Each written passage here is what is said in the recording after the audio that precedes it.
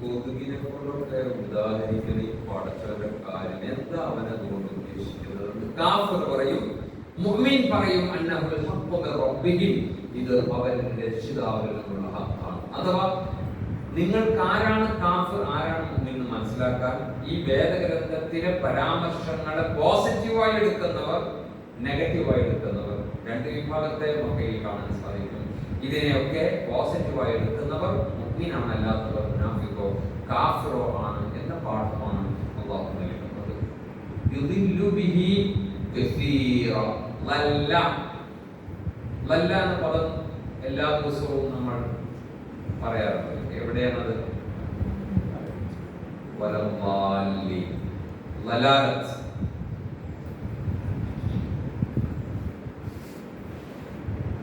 അപ്പൊ ഖുർആൻ എങ്ങനെയാണ് പഠിക്കുക? നമ്മളിങ്ങനെ ഓതുമ്പോ ലല്ല എന്ന പദം കിട്ടുമ്പോൾ ഉടനെ കണക്ട് ചെയ്യണം. ലലാലത്ത് നമ്മൾ പഠിച്ചിട്ട് വലല്ലാലി വഴി പിഴച്ചവർ. ലല്ല എന്ന് പറഞ്ഞാൽ വഴികേട്. ലലാലത്ത് ഉണ്ടാവില്ല, ലല്ല. ഇങ്ങനെയാണ് ഖുർആൻ പഠിക്കേണ്ടത്. ഖുർആനിൽ കുറച്ച് വേർഡ്സേ ഉള്ളൂ. ഒരു വേർഡ് പഠിച്ചാൽ മതി, അതുമായി ബന്ധപ്പെട്ട ധാരാളം വേർഡുകൾ. യുദില്ലു അല്ലേ, ലല്ല എന്ന്. അപ്പോ യുദില്ലു ബിഹി കസീറൻ, ധാരാളം ആളുകളെ വഴിപഴപ്പിക്കും. വയഹ്ദി ഹിദായത്ത് ബിഹി കസീറൻ, ധാരാളം ആളുകൾക്ക് അല്ലാഹു കസീർ എന്ന് പറഞ്ഞാൽ ധാരാളം ആളുകൾ അല്ലാഹു ഹിദായത്ത് കൊടുക്കും. അപ്പൊ ഈ ഖുർആൻ വായിച്ച എല്ലാവരും രക്ഷപ്പെട്ടോളൊന്നുമില്ല. കുറെ ആൾക്കാർക്ക് ഇതിൽ നിന്ന് ഹിദായത്ത് ഉണ്ടാവും, കുറെ ആളുകൾ ദലാലത്തിലേക്ക് പോകും. ഒരു കാര്യം സത്യമാണ്, വമാ യുദില്ലു ബിഹി, ഈ വേദഗ്രന്ഥം കൊണ്ട് വഴിപെടുത്തുകയില്ല ഇല്ലൽ ഫാസിഖീൻ, ധിക്കാരികൾ, അക്രമം ചെയ്ത ആളുകൾ, തെമ്മാടികളായ ആളുകൾ, അധർമ്മകാരികൾ. ഈ ഹജ്ജിന് പോകുമ്പോൾ ഒരു കാര്യം അല്ലാഹു പ്രത്യേകം പറയുന്നു, ഫമൻ ഫറദ ഫീഹിൽ ഹജ്ജ്, ഒരാൾക്ക് ഹജ്ജ് ഫർളായാൽ അഥവാ അയാൾ ഇഹ്റാമിൽ പ്രവേശിച്ചാൽ പിന്നെ മൂന്ന് കാര്യങ്ങൾ അവിടെ ശ്രദ്ധിക്കണം. ഫലാ റഫഥ വല ഫുസൂഖ, അവിടെ ഫസഖ എന്ന് പ്രയോഗിച്ചു. ഫസഖ റഫഥ എന്ന് പറഞ്ഞാൽ ഭാര്യ ഭർത്തൃ ബന്ധവുമായി അത്തരം ചിന്തകളുമായി ബന്ധപ്പെട്ട എല്ലാം മാറ്റിവെക്കണം. വല ഫുസൂഖ് എന്ന് പറയുന്നത് എല്ലാവിധ അധർമ്മം, ചീത്ത വാക്ക് വരാൻ പാടില്ല, ചീത്ത പ്രവൃത്തി ചെയ്യാൻ പാടില്ല, നോനി നെയ്യമിട്ട് ഒരു ചവന് ഫ്രീ ആയിട്ട് ഇങ്ങനെ വിതരണം ചെയ്യൊക്കെ ചെയ്യും. ഭക്ഷണം ഒരു കയ്യിൽ വാങ്ങും, ഈ കയ്യിൽ വാങ്ങും, അർഹനല്ല. ആർക്ക് വേണ്ടി വരണം വായിച്ച കുഴപ്പമില്ല, ഇത് ഇങ്ങനെ തന്നെ എടുത്തു നശിപ്പിക്കുക, അങ്ങനെയുള്ള അധർമ്മം അവിടെ പാടില്ല. അവിടെ തന്നെക്കാട് പട്ടിണികൾ പ്രയാസങ്ങൾ, എനിക്ക് പൈസ വാങ്ങിക്കാം, അവന് പൈസ ഇല്ലാത്തവർ ഇങ്ങനെ പരിഗണിക്കും. അപ്പൊ അവിടെ വളരെ ശ്രദ്ധിക്കണം. ഈ 4-5 ദിവസം എക്സ്ട്രാ കെയർ ഉണ്ടാവണം. നമ്മളിപ്പോഴത്തെ ഏത് മാസത്തിലാണ്? അറബി മാസം ദുൽഖഅദ. ഈ ദുൽഖഅദ മാസം വരുന്ന ദുൽഹജ്ജ് മാസം, അത് കഴിഞ്ഞ് വരുന്ന മുഹറം മാസം, ഈ 3 മാസവും പവിത്രമായ മാസങ്ങളാണ്. ഹറാം എന്നാണ്. ഇന്ന ഇദ്ദത ശുഹൂരി ഇൻദല്ലാഹി 12 ശഹ്റൻ في كتاب الله إن خلق السماوات والأرض منها 4 حرم. 4 മാസം പവിത്രമായ മാസം. അതിൽപ്പെട്ട 3 മാസങ്ങളാണ് നമ്മൾ ഇനിയുള്ളത്. ഈ 3 മാസം തല്ലിവിടാൻ പാടില്ല. വായിൽ പത്തം വളരെ ശ്രദ്ധിക്കണം.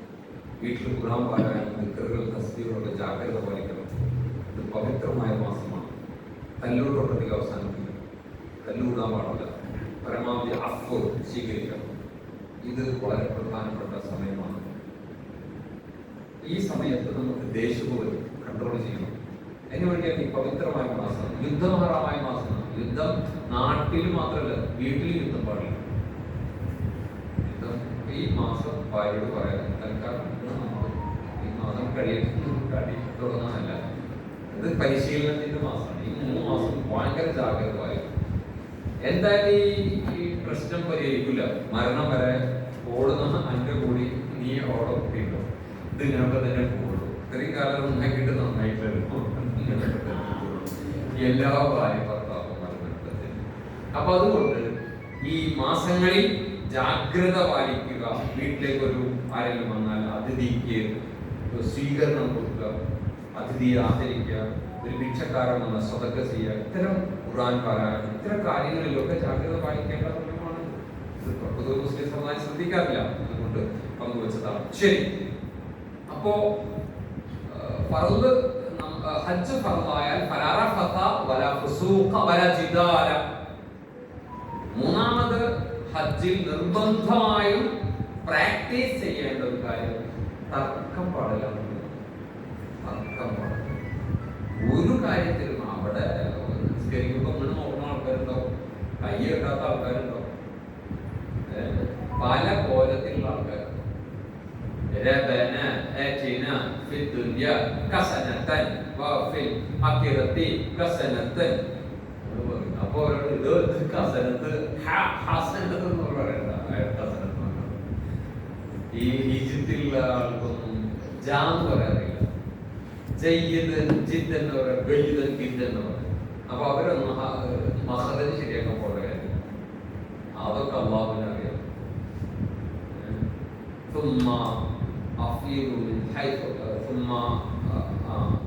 അറഫയെ കുറിച്ച് പറയുന്നത് ജനങ്ങൾ ഒഴുകുന്നിടത്തുകൂടെ നമ്മൾ ഒഴുകുക. ഇതൊരു ഒഴുക്കാണ്. നമുക്ക് ഒരു പക്ഷേ അറിയാനുള്ള സംവിധാനം കാര്യങ്ങളൊക്കെ ഉണ്ട്. ഒരു ഉസ്താദനില്ലാത്ത കുറെ മനുഷ്യന്മാരുണ്ട്. നമ്മൾക്കൊക്കെ ചോദിക്കുക ഉസ്താദുണ്ട്, ഇതിപ്പോ വാട്സപ്പിൽ ചോദിക്കുക. പല സംശയങ്ങൾ ആരും ചോദിക്കാൻ പറ്റില്ല. അതുകൊണ്ട് ആരുമില്ലാത്ത എത്രയും മനുഷ്യന്മാരോട് വരുന്നത്. എന്നാൽ നിസ്കരിക്കണം അറിയില്ല. അങ്ങനെയുള്ള മനുഷ്യന്മാരൊക്കെ ഹജ്ജിന് വരും. അവരൊന്നും അവരെ ഹജ്ജ് പാഴാക്കുകയില്ല. നിയത്ത് വെക്കണം. നിസ്കരിക്കുമ്പോ പൊതു കൊടുക്കുമ്പോ ആദ്യം ഏത് മുഖമാണോ കയ്യാണോ അതുപോലെ അറിയാത്ത ആൾക്കാരൊക്കെ നോ പ്രോബ്ലം. റഹ്മാനായിരുന്നു അവൻ. അവിടെ ചെല്ലുന്ന റബ്ബിന്റെ അടിമയാണ്, നീ ഞങ്ങളോട് വരാൻ പറഞ്ഞു. ഹജ്ജിന്റെ മാസം കൂടെ എന്തൊക്കെ ചെയ്യണമെന്ന് പറഞ്ഞിട്ട് വന്നേക്കും. ഞങ്ങൾക്ക് അങ്ങനെയുള്ള വലിയ അറിവൊന്നും വേണം. കുറെ കല്ലെറിയുന്നു. അപ്പൊ ഏഴെണ്ണെറിഞ്ഞു പോരാ. ഒരാൾക്ക് സംശയം ഏഴാണോ എട്ടാണോ എറിഞ്ഞത്. ഒരു കല്ലോട് കൊണ്ടെറിയും. ഒരാളുടെ കയ്യില് കല്ലൊന്നുമില്ല, എന്താണ് കിട്ടിയത് അത് ഞാൻ. ചില ആളുകൾ ദേവപ്പെടുത്തറിയാൻ പാടില്ല. എറിയുമ്പോ മണ്ടൊക്കെ എറിയും. വാട്സാപ്പിൽ ഒരു പ്ലീസാന്ന് വെച്ചിട്ട് ഭ്രാന്തിക്കാൻ പാടില്ല. ശരി, ഇങ്ങനെ ഹജ്ജ് ഫർളായ കാര്യങ്ങളെ കുറിച്ച് പറഞ്ഞപ്പോൾ അവിടെ ഫസഖ എന്ന പ്രയോഗം അല്ലാഹു പ്രത്യേകം അല്ലദീന യൻഖുദൂന അഹ്ദല്ലാഹ്. ഈ ഫാസിക്കുകളുടെ പ്രത്യേകതയാണ് ഈ പറയാൻ പോകുന്നത്. ഇത് നമുക്കുണ്ടോ പരിശോധിക്കണം. ഈ സ്വഭാവം ഞാൻ ഫാസിക്കാണോ അല്ലയോ എന്നറിയാൻ എന്ന് പറഞ്ഞാൽ ഈ ഖുർആൻ ഫാസിക്കുകൾക്ക് ഹിദായത്ത് തരില്ല. അവർക്ക് ഖുർആൻ വായിക്കുന്നതോറും കൂടുതൽ ദലാലത്തിലേക്കാണ് പോവുക. ചില ആളുകൾ പറയും, ഭാര്യയെ കുറിച്ച് പറയാം, അവള് ഖുർആനൊക്കെ പഠിച്ചിട്ടുണ്ട്. എത്ര പഠിച്ചിട്ടും അവളുടെ സ്വഭാവത്തിൽ മാറ്റില്ല. കാരണം ഈ അധർമ്മം, ഈ ഫാസിക്ക് ഫിസ്ക ഉള്ളിലുണ്ടെങ്കിൽ രക്ഷയില്ല, മാറില്ല.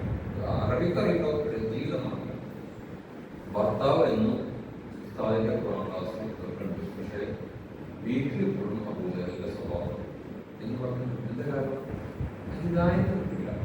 അതുകൊണ്ട് ഈ ഖുർആൻ കൊണ്ട് ഹിദായത്ത് ലഭിക്കുന്ന ഒരു വിഭാഗവും ദലാലത്തിൽ പോകുന്ന ഒരു വിഭാഗമുണ്ട്. ഞാൻ ഏതിലാണ് പെടുക എന്നറിയാനുള്ള വിശദീകരണം നമ്മൾ നടത്തുന്നത്. ആരാണ് ഈ ഫാസിഖ്?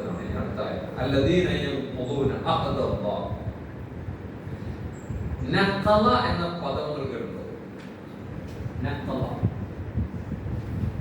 മുറിയുന്നതിന് അങ്ങനെ പറഞ്ഞു, മുറിയുക എന്നാണ്. അപ്പോ അല്ലദീന യൻഖുദൂൻ, അവർ മുറിക്കുന്നവരാണ്. നഖല മുറിച്ചു. നാഖിലുൽ വുദൂ, നഖ്ലുൽ വുദൂ, വുദൂ മുറിയുന്ന കാര്യങ്ങൾ പറയാം. അല്ലദീന യൻഖുദൂൻ, അവർ മുറിക്കുന്ന ആളുകളാണ്. എന്താ അവർ മുറിക്കുക? അഹ്ദല്ലാഹ്. അഹ്ദ് എന്ന് പറഞ്ഞാൽ ഉത്തരവ് എന്നാണ്.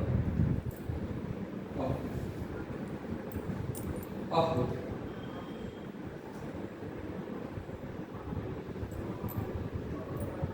അഹ്ദ് നാളെ ഇതുപോലെ നമ്മളൊക്കെ കുറിച്ച് പോകില്ലേ? അയാളെ കുറിച്ച് ഇന്നിപ്പോ രാവിലെ മരണത്തെ കുറിച്ച്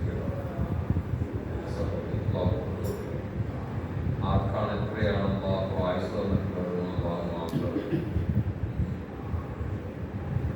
റബ്ബ് ഈമാനോട് കൂടി നമ്മളെ മരിപ്പിക്കുമാറാകണം.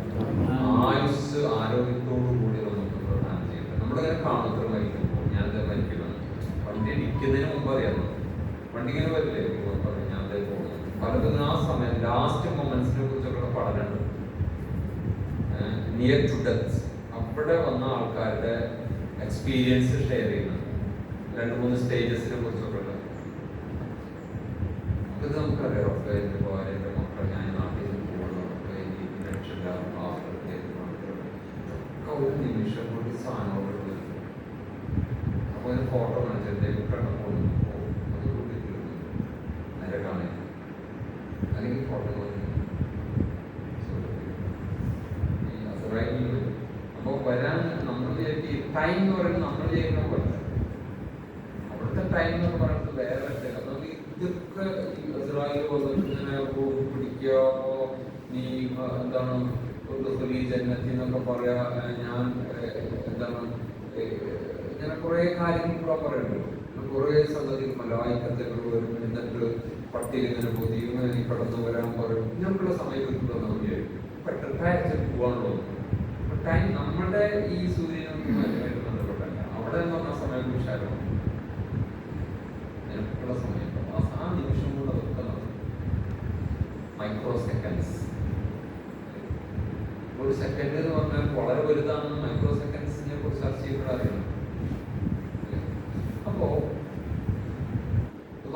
നമ്മുടെ മരണം ഹൈറിലാകുന്നു. അള്ളാഹുമായിട്ട് തന്നെയാണ് നമ്മൾ എന്റെ ജീവിതം നിനക്കാണ്, എന്റെ മരണം നിനക്കാണ്, ഞാൻ നന്നായി കൊള്ളറപ്പോ ഞാൻ നിന്റെ ആകാശം സൃഷ്ടിച്ചറപ്പെ എന്റെ നേരെ ഞാൻ തിരിഞ്ഞൊക്കെ നിങ്ങൾക്ക് ഒരിക്കലില്ലേ വെറുതെ പറയുന്നത്. ഈ കരാറൊക്കെ അവര് പാലിക്കാതെ അവർ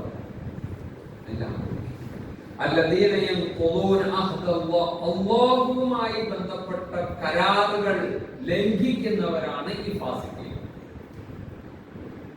ഇനി നമ്മൾ കുറെ കരാറുകളാണ്. ഏറ്റവും സിമ്പിൾ നമ്മൾ പലരും പറയുന്ന കരാറാണ്, എന്റെ കാലിന്റെ അസുഖം മാറ്റി തന്നു, എന്റെ സുജൂദിയിൽ ഞാൻ കരപ്പില്ലറുണ്ട്, എന്റെ മോളെ കല്യാണം ശരിയാക്കി, പിന്നെ ഞാൻ വാക്കൊക്കെ ശരിയാക്കി. ഇങ്ങനെ കുറെ കരാറുകൾ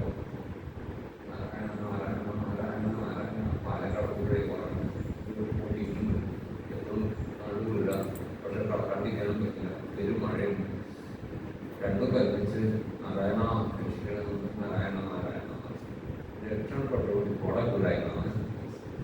ഈ സ്വഭാവം നമുക്ക് പല ഘട്ടങ്ങളിൽ നമ്മൾ റബ്ബിനോട് അതെന്റെ കഴിഞ്ഞ ഞാൻ ഉറപ്പെടുത്തിട്ട് പോകുന്നത് നന്ദി കേട്ടു.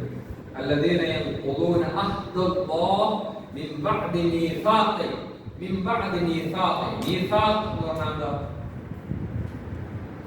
മീസാഖ് കരാർ. കല്യാണത്തെ കുറിച്ച് അള്ളാഹു പറയുന്നുണ്ട്, മീസാഖൻ ഗലീദ. ഭാര്യയും ഭർത്താവും തമ്മിൽ സ്റ്റേജിൽ ഇരുന്നിട്ട് ഖബിൽതു മിൻക നിക്കാഹഹ വതസ്വീജഹ ബിമഹ്രിൽ മദ്കൂനി വറദീതു ബിഹി എന്ന് പറയുന്നത് ബലിഷ്ഠമായ ഒരു മീസാഖാണ്, ഒരു കരാറാണ്. പലരും ഈ മാല ഇങ്ങനെ ഒളിപ്പിച്ചിട്ട് പറയും മഹർ താലിയുണ്ടാകും. ഞാൻ ഈ താലി നെഞ്ചത്ത് ഇങ്ങനെ കുത്താൻ പറ്റുമോ? അല്ലാത്ത മഹർ എന്തേ എപ്പോഴെങ്കിലും കൊലാത്ത് ചെയ്യാൻ നമുക്കറിയില്ല എന്തൊക്കെ അക്രമമാണ് ഇവിടെ നടക്കുന്നത്. കമ്മിറ്റിക്കാർ എത്ര മഹർ 5 പവൻ, അപ്പൊ എത്ര പെർസെന്റേജ് പള്ളിയിൽ കടച്ചു. അപ്പൊ പേടി മഹർ കൂട്ടി പറഞ്ഞാൽ പെർസെന്റേജ് കൂടും. മഹർ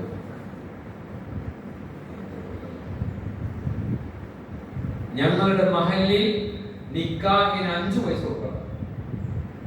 5 പൈസ നിക്കാഹ് ഫ്രീ.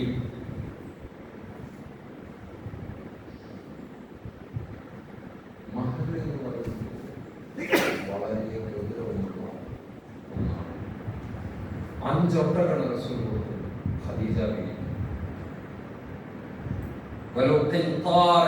ഒരു പൂങ്കാരം മകൾ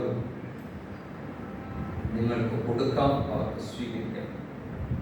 ശരി, ഇപ്പൊ ഇത് മീസാഖ് എന്ന് പറയുന്നത് ബലിഷ്ഠമായ കരാറാണ്. ജനങ്ങൾക്ക് എന്തു പറ്റി? അള്ളാഹുവിന്റെ കൽപ്പനകൾ കൊണ്ട് ഇവരൊക്കെ പന്ത് കളിക്കുക, തമാശ കളിക്കുക.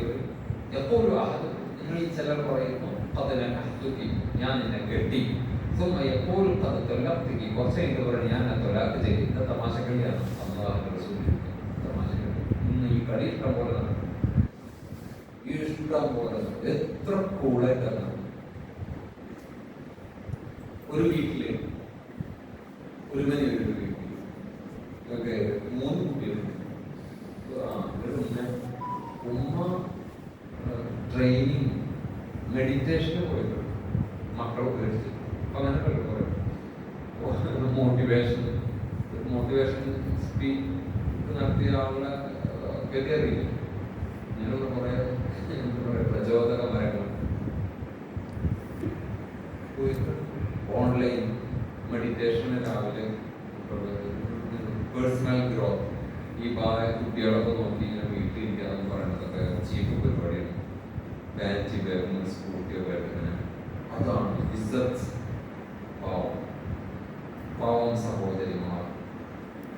എന്നിട്ട് അവർക്ക് മാസത്തിൽ ശാരീരികമായി ഉണ്ടാകുന്ന പ്രശ്നങ്ങൾ, മാനസികമായി ഉണ്ടാകുന്ന പ്രശ്നങ്ങൾ, അവരനുഭവിക്കുന്ന ദുരന്തങ്ങൾ ആ പാവങ്ങൾക്ക് അറിയില്ല. അവർ വിചാരിക്കും പെരുമാറും. കുറെ ഓടുവര് അവർക്ക് തോന്നുന്നത് ഗംഭീരാണ്. കുറച്ചങ്ങോട്ട് കഴിയുമ്പോൾ അള്ളാഹു അങ്ങനെയാണല്ലോ സ്ത്രീകളെ സൃഷ്ടിച്ചിട്ടുള്ളത്. നമുക്ക് ഒന്നുകിൽ വാപ്പാടെ തണൽ വേണം, ഇല്ലെങ്കിൽ ഭർത്താവിന്റെ തണൽ വേണം, ഇല്ലെങ്കിൽ മക്കളുടെ തണൽ വേണം. ഞാൻ സ്ത്രീ സ്വാതന്ത്ര്യം പറഞ്ഞത് എന്നൊക്കെ മനസ്സിൽ പറയണം. നമുക്ക് പറ്റില്ല. അത് അങ്ങനെയാണ് അള്ളാഹു നമ്മളെ സൃഷ്ടിച്ചത്. ആടെങ്കിലും ഒതുങ്ങി അതനുസരിച്ചില്ലെങ്കിൽ ജോലിക്കൊക്കെ പോവാം. ജോലി ചെയ്തോ, അധ്വാനിച്ചോ, ബിസിനസ് നടത്തിക്കോ. ഖദീജ വലിയ ബിസിനസ് ആയിരുന്നു. ആയിഷ ബീവി യുദ്ധത്തിലുള്ള ഒക്കെ ആവാം. പക്ഷെ ഇതിനെ അപേക്ഷിച്ച് ഒരാണ് ഇതിനൊക്കെ കൊടുക്കണം. അതുകൊണ്ടാണ് അതിനോ മഹറോ എന്നൊക്കെ പറയുന്നത്. നീ 1 മണിയായി കഴിഞ്ഞാല് ഞാൻ ഭയങ്കര തങ്ങും കരുത്തും അഭ്യാസമൊക്കെ ഉള്ള ആളാന്ന് പറഞ്ഞിട്ട് ഈ റോഡിലൂടെ നടക്കും. എന്താ കാര്യം? ആണടിയാണ്, ആണുങ്ങളുണ്ട്, പെണ്ണ് നടക്കാൻ പറ്റും. ഇന്ന് ഈ മോഡേൺ ലോകത്ത് ഒരു പെണ്ണിനായിട്ട് കിടക്കാൻ പറ്റും. അതാണ് അള്ളാഹു അങ്ങനെ സൃഷ്ടിക്കുന്നത്. പട്ടിനെ പഠിച്ചിട്ടല്ലേ നടക്കാൻ പറ്റും, മനുഷ്യന്മാരെ പഠിച്ചിട്ടല്ലേ. അപ്പോ ഇത് മനസ്സിലാക്കണം. ഏതായാലും ബലിഷ്ഠമായ കരാറാണ് ഭാര്യ ഭർത്തൃ ജീവിതം. അത് പരസ്പരം ക്ഷമയോടെ, പരസ്പരം വിട്ടുവീഴ്ചയോടെ, ഇത് റബ്ബനിക്ക് തന്ന അമാനത്താണെന്ന ബോധത്തോടെ രണ്ടുപേരും പരസ്പരം ആ വിഷയത്തിൽ ജാഗ്രത പാലിക്കണം എന്ന പാഠമാണ് റസൂലുള്ളാഹി സ്വല്ലല്ലാഹു അലൈഹി വസല്ലം മീസാഖൻ ഖലീദ, ബലിഷ്ഠമായ കരാർ എന്ന ആയത്തിന്റെ വിശദീകരണത്തിൽ പറയുന്നത്. ഇവിടെ പറയുന്നത് ഫാസിക്കുകളുടെ പ്രത്യേകത, അവർ അല്ലാഹുവുമായിട്ടുള്ള കരാർ, ബലിഷ്ഠമായ കരാർ അവർ കാറ്റിൽ പറത്തും. നമസ്കാരം, നോമ്പ്, ഹജ്ജ്, സക്കാത്ത്, ഇടപാടുകൾ, സാമ്പത്തിക ഇടപാടുകൾ, അയൽപക്ക മര്യാദകൾ, സാമൂഹികമായ ബന്ധം, യതീമിനോടുള്ള പരിഗണന, അശരണരോടുള്ള, ഇങ്ങനെ ഒരുപിടി കാര്യങ്ങൾ എനിക്ക് ചെയ്തു തീർക്കാൻ അതൊന്നും അവൻ അതൊക്കെ കരാർ പങ്കു. രണ്ടാമത്തെ അവന്റെ പ്രശ്നം, കുടുംബ ബന്ധങ്ങളെ അവൻ അറുത്തുമാറ്റി. വാപ്പാനായിട്ട്, ഉമ്മാനായിട്ട്, സഹോദരിയായിട്ട്, സഹോദരനായിട്ട് ഒക്കെ അവൻ ഡിസ്കണക്ട് ചെയ്യും. ഇത് രണ്ടാമത് നീ ഫാസിക്കാണോ എന്നതിന്റെ തെളിവാണ്. ഞാൻ ഫാസിക്കാണ്, കാരണം ഞാൻ എന്റെ പെങ്ങളോട് കൊണ്ടിട്ടില്ല. ഞാൻ ഈ കിണറ്റിൽപ്പെട്ട, എനിക്ക് ഖുർആൻ ഹിദായത്തില്ല. കാരണം ഞാൻ എന്റെ വാപ്പാട് കൊണ്ടിട്ട് ഒരുപാട് കാലം ഞാൻ എൻ്റെ ഉമ്മാട് ഒത്തു കൊണ്ടിട്ടില്ല. ഞാൻ എൻ്റെ സഹോദരനായിട്ട് ഞാൻ മുൻഗണന കുറെ കാലം. ഇപ്പോൾ മനസ്സിലാവും ഇതാണ് എന്റെ ഖുർആൻ ഹിദായത്തിലുണ്ടാവും. അതാണ് ഈ പറയുന്നത്. അതാണ് ഞാൻ ഈ പറയുന്നത്. ഇത് നമുക്കുള്ള ഇത് നിസ്സാരമല്ല. ഇതിങ്ങനെ കേട്ടു പോകേണ്ടതല്ല. ഇത് നമ്മളിങ്ങനെ ആലോചിക്കും. അതാണ് ആ സഹാബി പറഞ്ഞത്. ഞാൻ അൽബക്കറ പഠിക്കാതെ പേടിച്ചിട്ടാണ്. പഠിച്ചാൽ കുടിക്കും, പ്രാക്ടീസ് ചെയ്യും. പഠിക്കാണ്ടിരുന്നാൽ അത് പറഞ്ഞു ഒന്നും അറിയില്ല. ഈ അടുത്തറ പെണ്ണൊന്നും പോലെ വരാത്തൊരു അറിയില്ല. എന്തുകൊണ്ട് അവിടെ അറിയാനുള്ള സംവിധാനം എന്നോട് പോയില്ല.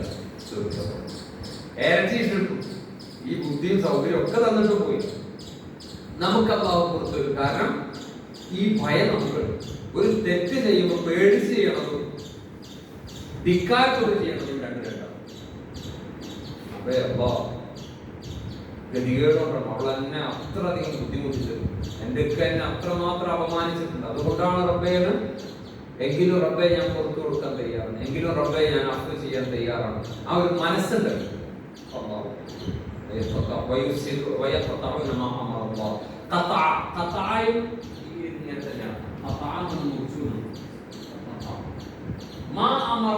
അള്ളാഹു കൽപ്പിച്ചത് എന്താ കൽപ്പിച്ചത്?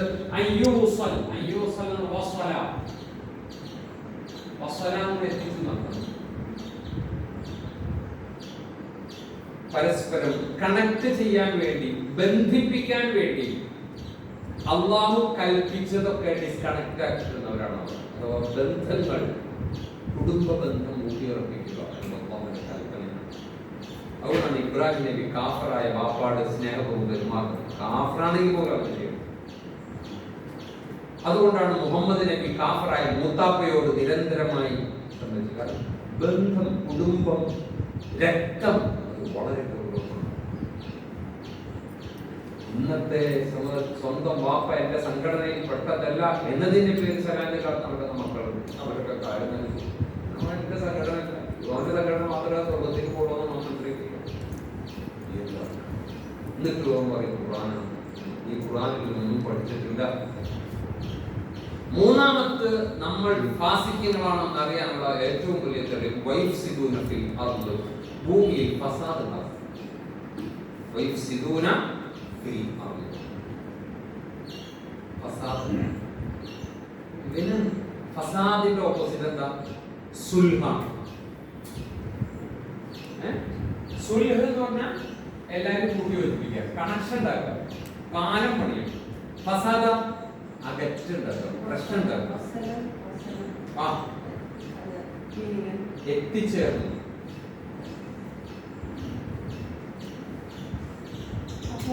ഫസാദ് ഉണ്ടാക്കുന്നവരല്ല നാം കൺസ്ട്രക്റ്റീവായി നിർമ്മാതാക്കളായി തീരണം. നിർമ്മാതാക്കൾ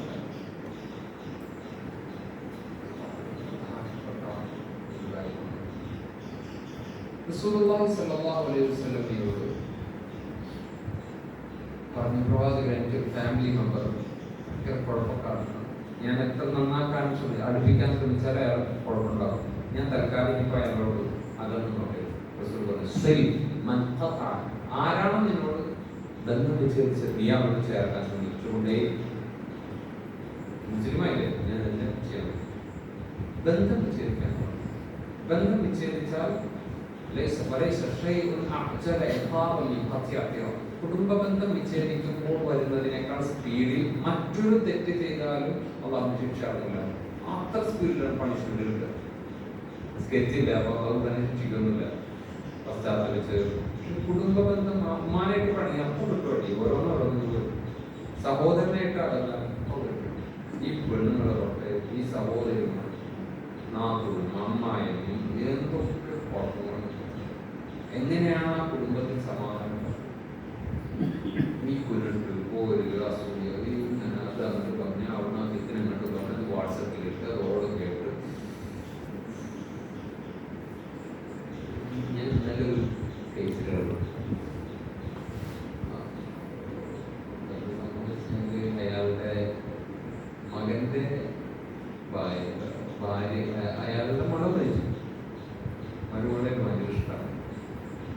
ഈ ഉപ്പാക്ക് ഒരു മോഹം, തൻ്റെ രണ്ടാമത്തെ മോനെ കൊണ്ട് ഇവിടെ വിവാഹം കഴിപ്പിച്ചാൽ അവളും മക്കളും സേഫ് ആവലും. കല്യാണം കഴിഞ്ഞാണ്, കല്യാണം കഴിഞ്ഞാൽ അവളെ മോഹം കെട്ടാലോ, 4 പേരെ കെട്ടാലോ. ഇതാകുമ്പോ വീട്ടിലാണ്. ഈ മോഹം എന്ത് ചെയ്ത് മോനോട് പറയാലോ, അപ്പൊ അവളത് രക്ഷിക്കാൻ അവൾക്കതൊരു തുണം മോനോട് പറയും. ഇത് ഓന്റെ ഭാര്യ അറിഞ്ഞാത്ത അവസ്ഥ. അതാണ് ഈ പാവം പെണ്ണ് എന്ത് പഠിച്ചു? അല്ലെങ്കിൽ തന്നെ അവള് വിധവയാണ്, അതിന്റെ വേദനയിൽ ഇവളൊന്നും അറിയില്ല. ഇവളോടുള്ള ഉപ്പുണ്ട് പാപ്പാക്ക് ഒരു ബുദ്ധി തോന്നിയതാണ്. മോൻ ബുദ്ധിയില്ല, അതുകൊണ്ടാണ് മോൻ അവന്റെ ഭാര്യയോട് ഷെയർ ചെയ്തത്. മോന്റെ ഭാര്യയോടെ കണ്ടുകൂടാ,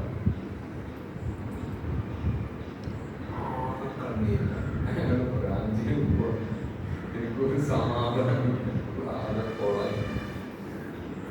ഇങ്ങനൊക്കെ സംഭവിക്കാം.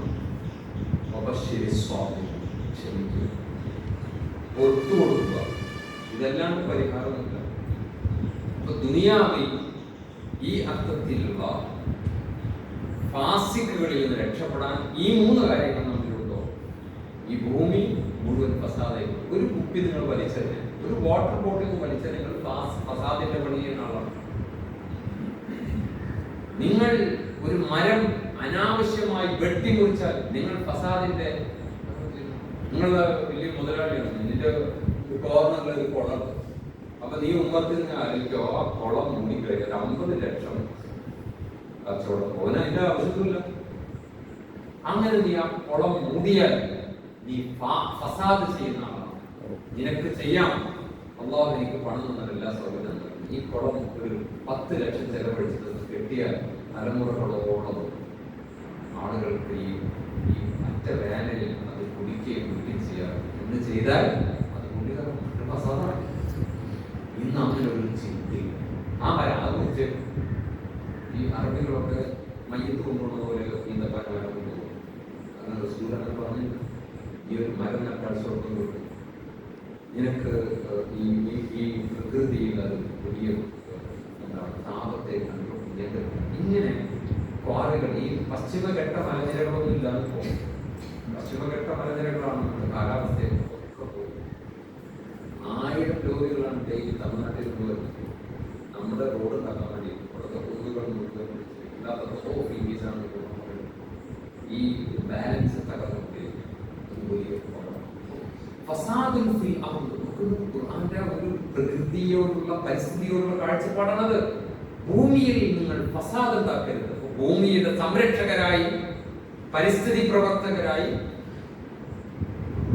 നമ്മുടെ പണിയാണ്. പക്ഷെ നമ്മുടെ ഉസ്താദുമാരോ നമ്മുടെ സംഘടനകളോ ആരെങ്കിലും പരിസ്ഥിതി ക്രിസ്ത്യാനികളോ അവർക്ക് കാണാം, അത് ഞങ്ങളുടെ പണിയല്ല, നമ്മുടെ പണിയാണ്. ബാബു കാര്യങ്ങൾ യഥാവധി മനസ്സിലാക്കി കാണാൻ വേണ്ടി കുറിച്ചുള്ള കഥയുടെ ബാക്കി പരാമർശം നമ്മൾ പറഞ്ഞു. ഉമർന്റെ ഉമ്മയും വാപ്പയും വളരെ പ്രശസ്തരാണ്. ഖത്താബ് എന്ന് പറയുന്നത് പേരുകേട്ട കുടുംബത്തിലാണ്. ഹന്തമ എന്ന് പറയുന്ന ഉമറിന്റെ ഉമ്മയും പേരുകേട്ട പാരമ്പര്യമുള്ള ആളാണ്. ഹന്തമയുടെ ഉപ്പ മുഗീറ. ഈ മുഗീറ എന്ന് പറയുന്ന ആളുടെ പ്രത്യേകത, മുഹമ്മദ് സല്ലല്ലാഹു അലൈഹി വസല്ലമയുടെ ഉപ്പയുടെ പേരെന്താ? അബ്ദുള്ള. അബ്ദുള്ളയുടെ ഉപ്പയുടെ പേരെന്താ? അബ്ദുൽ മുത്തലിബ്. അബ്ദുൽ മുത്തലിബിന് 10 മക്കളുണ്ട്. ഗടാഗടിയന്മാരായ ആൺമക്കൾ. അപ്പോ 10 മക്കളെ തന്ന ഒരു കുട്ടിനെ ബലി കൊടുക്കാൻ നേരത്തെ നേർന്നുണ്ടായിരുന്നു അബ്ദുൽ മുത്തലിബ്. അങ്ങനെ നമ്മളുണ്ടല്ലോ, പഠിച്ചവനെ ഈ 10 കോഴിക്കുട്ടികളും വളർന്നാൽ ഒരു കോഴിക്കുട്ടി പള്ളിയിൽ കൊടുക്കാൻ പറയുന്നത് നല്ല ബിസിനസ് അല്ലേ? അത് എന്താ പണിയാണ്, ഒന്ന് പോയാൽ പിന്നെ എന്താളും പോയി. അപ്പോ അന്ന് കാലത്ത് ഈ നേർച്ച പോയി 10ാമത്തെ അത് യാത്ര ബലി കൊടുക്കാൻ വേണ്ടിയിട്ട് ആ സാധുവിനെ അറിയില്ലോ, ചെറിയ കുട്ടിയല്ലേ, എല്ലാം ഒരുക്കങ്ങളൊക്കെ ചെയ്യാതെ അങ്ങനെ അറക്കാന്ന് പറയുന്നത് അത്ര വലിയ കാര്യമല്ല. കുട്ടികളെ നേരത്തെ അർത്ഥം പരിചയം അറക്കാൻ വേണ്ടി ബലിക്കലൊക്കെ ശരിയായി നിൽക്കുമ്പോ ഈ മുഗീറൻ ഇടപെട്ടത് ചെയ്യുന്നത്. പകരം 100 ഒട്ടകങ്ങളെ ബലി കൊടുത്തിട്ട് പ്രായശ്ചിത്തം ചെയ്യാൻ മുഗീറൻ പറഞ്ഞു. അങ്ങനെയാണ് അബ്ദുള്ള രക്ഷപ്പെടുന്നത്. അങ്ങനെ മുഹമ്മദിന്റെ ഉണ്ടാവും. അതിന് നേതൃത്വം കൊടുത്ത ആളാണ് മുഗീറ. ആ മുഗീറ മോളാണ് ഈ ഹന്തമാട പ്രിയപുത്രനാണ് ഉമർ ഇബ്നുൽ ഖത്താബ് റളിയല്ലാഹു അൻഹു. ഉമർ ജനിച്ച ദിവസം മക്കയിൽ ഗംഭീരമായ ആഘോഷം നടത്തിയ ഖത്താബ്. ഉമർ ജനിച്ചതിൻ്റെ സന്തോഷത്തിൽ അനവധി ഉരുക്കളെ അറുത്തുകൊടുത്തു ഖത്താബ്. ഒരു സംഭവം, ആപ്പിൾ പഴം പോലെ ചുവന്ന കളറായിരുന്നു ഉമറിന്. ഗംഭീരമായ ആഘോഷം. ഉമർ ഇബ്നുൽ ഖത്താബ് റളിയല്ലാഹു അൻഹു ബാല്യകാലം പക്ഷേ അത്ര സുഖകരമായിരുന്നില്ല. ആടുകളെ ചീപ്പയ്യൻ വാപ്പാടെ അടി എന്ന് പറഞ്ഞാൽ ഉമർ പറയും അമ്മാതിരി സംഗതി ഇഷ്ടപ്പെട്ടു. നന്നായി പണിയെടുപ്പിക്കും. എന്തിനാണ് അങ്ങനെ ഈ ചൈനക്കാരൊക്കെ ഉണ്ടല്ലേ കുട്ടികളെ, അവിടെ മരുഭൂമിയിൽ നിൽക്കണമെങ്കിലോ അങ്ങനെ കരുത്തുണ്ടാവും. തീയിൽ പോയിട്ടത് വെയിലത്ത് പോകണമെങ്കിൽ അങ്ങനെ പാവം പയ്യനെ തളർന്നിരിക്കുമ്പോൾ വീണ്ടും കിട്ടും ചെയ്യണം. ഈ ജിമ്മിനൊക്കെ പോയി കാണാം, അവിടെ കുറെ കരയുണ്ടാവും. അത് അവർക്ക് വേണ്ടിയാണ്. മസിൽ വരണമെങ്കിൽ അത് കരഞ്ഞാൽ അപ്പൊ ക്രൂരതയൊക്കെ തോന്നും. അതാണ് ഉമറിന്റെ ഇത്രയധികം പവർഫുൾ മാനേജ്. 17 പേരാണ് മൊത്തം അവിടെ എഴുത്തു വായന അറിയുന്ന ആൾ. അതിലൊന്നും പറഞ്ഞു. ശരി, എന്തെങ്കിലും അന്വേഷിക്കാനോ ചോദിക്കാനുണ്ടോ? അള്ളാഹു നമ്മൾ പറഞ്ഞു. അതായത് ഈ ഫസാദിനെ കുറിച്ച് പറഞ്ഞു. ഈ ഭരണകർത്താക്കൾ ഫസാദ് ഉണ്ടാക്കുമ്പോൾ സാമാന്യമായിട്ടുള്ള ആളുകൾ ഉണ്ടാവും നമ്മളെപ്പോലുള്ള സാഹചര്യം. ഇതിനെ നമുക്ക് അതിജീവിക്കാൻ കഴിയും. പ്രത്യേകിച്ച് ഇന്നത്തെ സാഹചര്യം. യഥാ രാജ തഥാ പ്രജ.